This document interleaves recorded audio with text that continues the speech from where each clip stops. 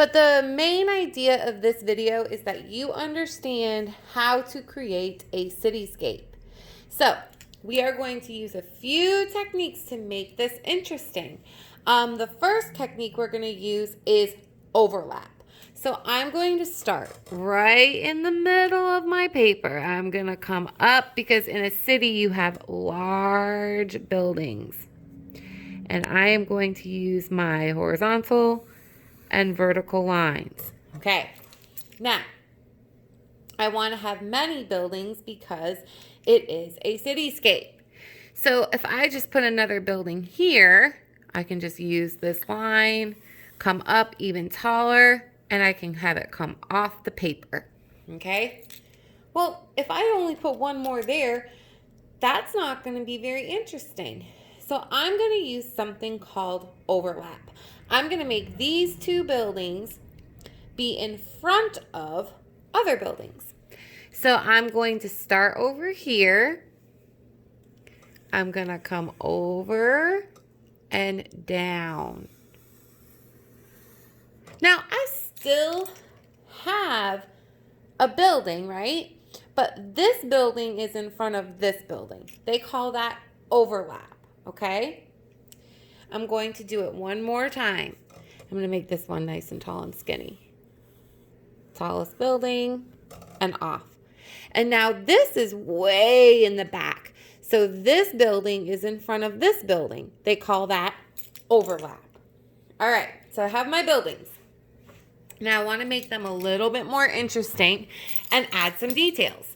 So I'm going to add in first some windows. Now windows, you can use your basic shapes. So in the middle, I think I'm actually going to use another vertical line, come down, and I'm going to make it look like this window is right in the middle. And I'm just going to add little lines here, horizontal lines here. Lines have directions. They also say that lines have like some emotion or can give feelings. So vertical and horizontal lines are supposed to give feelings of being calm. All right, now I have this building. Now, I don't know. I think maybe having a few circle windows coming up the middle.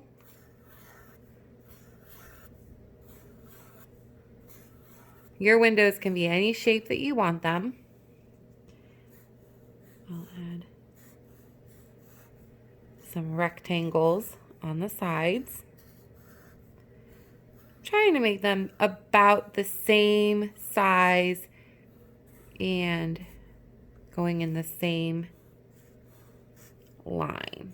So it looks like they're making a little bit of a line.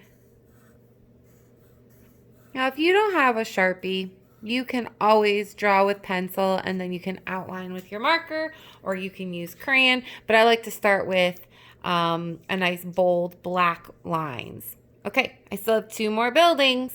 Okie dokie. So for this one, I'm going to do long windows. And I'm going to teach you a little technique here. So I have these long windows, right? Well, I want to add a long window here. Oop, I have to stop because guess what? This building is in front of part of that window. Again, we're using overlap. The building is overlapping these windows. So I have to stop because I hit a line. Whenever you hit a line and you're using overlap, you have to stop. Okay. I have one more here. So I've used rectangles. I've used some square looking rectangles. I've used circles. Now I'm going to use some triangles. I'll come down. I love to go down the middle of a building. I think architects, which is artists who create buildings, architects, they do that as well. And you know what? I'll just do some more over here. Uh-oh. I'm coming to a building. Bump. Bumped. Okay. Bumped. Bumped. Bumped. Bumped. Bumped into it and I stop. When I bump into a line, I stop. Okay. And the last details I want to add are in the sky. So I'm actually going to make this a night scene. I'm going to add a moon. Going to add some clouds.